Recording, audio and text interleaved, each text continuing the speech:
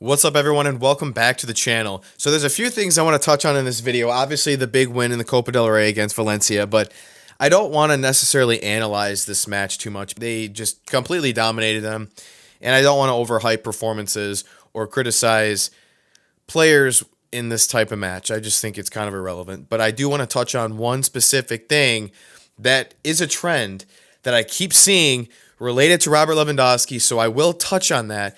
Now with the result of this match, I just looked and I didn't see it, but I could have sworn that yesterday I saw that if Barcelona wins, they'll play Real Madrid in the semifinal of the Copa del Rey.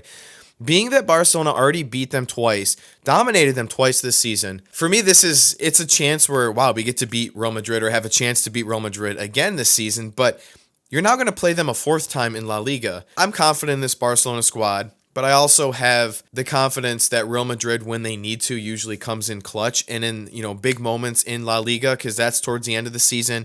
Big moment, Copa del Rey, trophy, they're going to want to win. If I was choosing which match I'd rather see Barcelona win, as much as I want to see them lift another trophy or have a chance to, because then they'd be in the final, I think the La Liga trophy, I'd rather see Barcelona lift the La Liga trophy, and I would rather them beat Real Madrid in La Liga, because I think La Liga is going to be a super tight race and they have to win as many matches as they possibly can, including both Madrids. So I think I would rather have them beat Madrid in La Liga. Obviously, if I can have my cake and eat it too, they can win in both matches. That's fine. But let me know if you had to choose Barcelona wins either the Copa del Rey against Real Madrid in the semifinal or in La Liga, which one would you pick and why? Let me know. Now, looking into the match, what was I talking about when I first started the video? Well, first and foremost, it's the trend of Robert Lewandowski. Every time he does not start, Barcelona continues to score 4, 5 plus goals every single match, and they did it again today. Why is this? Well, I think it's simple. When you have someone like Ferran Torres, who, let's just call it for what it is and be completely honest, he's an okay player. He's not a superstar. He's someone that I think in any league can play on a lot of teams, not any team, and get some good playing time. But I don't think he's a superstar. But this just goes to show he's skilled enough, he's fast enough, he's young enough, and he's got energy, and he does want to score. And I think when you put someone like that in that spot, in this system, which goes to show how important systems are in coaching, he's scoring a hat trick. He scored, 2 goals against Dortmund. He scored a couple other goals this season. And for someone that doesn't play regularly, he's been scoring when he comes on the pitch. And I think Barcelona should realize this and say, okay, look what's happening when Robert is not playing. And they should make this, now that they see this every single match, literally every match he's not starting, they see this and we're experiencing it. Flick and co should be like, wow, we really need to prioritize a number 9.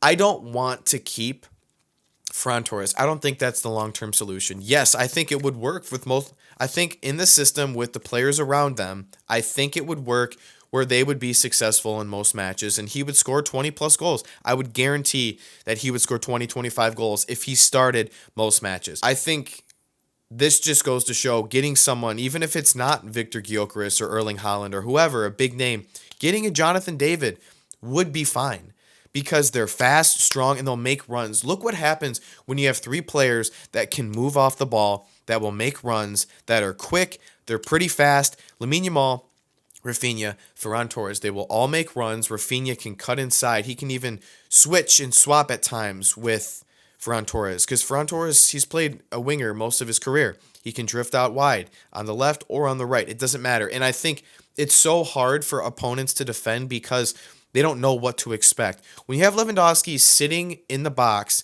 moving 10 yards this way and this way, it's very easy to put 2 defenders. It's very easy to put 2 defenders right near him, shadow him for the most part of the match, and mitigate the amount of times he's shooting or scoring. Let's be honest. Rarely do we ever see Lewandowski actually get several shots on target. It's like he's scoring a penalty or he's scoring kind of like a tap-in inside the box. I'm not going to call him a tap-in merchant, but rarely are we seeing him take shots from outside of the box or get open and create space for himself and shoot. We don't see that from this Robert Lewandowski anymore. At least for the last 2 seasons, we haven't seen it. So this is why I'm completely open to experimentation and trying other players like Ferran Torres in this spot because it's working. Now, I'm not saying let's bench Louis, let's not play him for the rest of the season because he's scoring a lot of goals. He's going to score us another 10, 15 goals this season, no doubt about it. And I think you don't want to change anything when typically, as frustrating as some matches have been this season, for the most part, it's been a pretty good season. They've won some big matches. They beat Real Madrid twice. They beat Bayern Munich. They beat Dortmund, Athletic Club twice.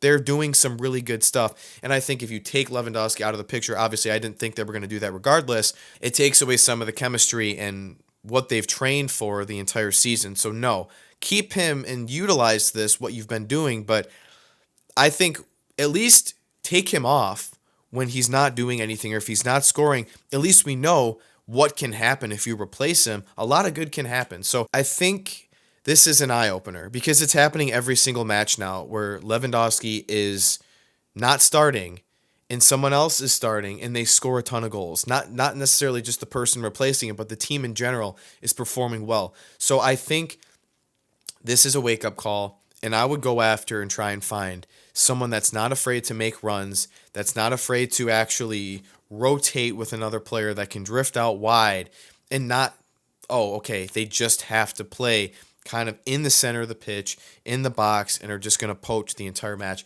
I don't think that's what's going to work long-term with this club. So let me know what you guys think down below. Do you think that this is something that is an eye-opener now with Barcelona where they should now consider 100% where they need to go out and find a younger striker that will make these runs, that's not afraid to take chances and drift out to the left or right or drop deep and make runs and actually try and shoot and penetrate the goal rather than Lewandowski just kind of not really doing much? What would you do if you were Barcelona? And what are your thoughts on Ferran Torres? Because 3 goals in 30 minutes, do you think... And I think because he's Spanish, I think he likes it there. I think he has a pretty good friendship with some of the guys on the team.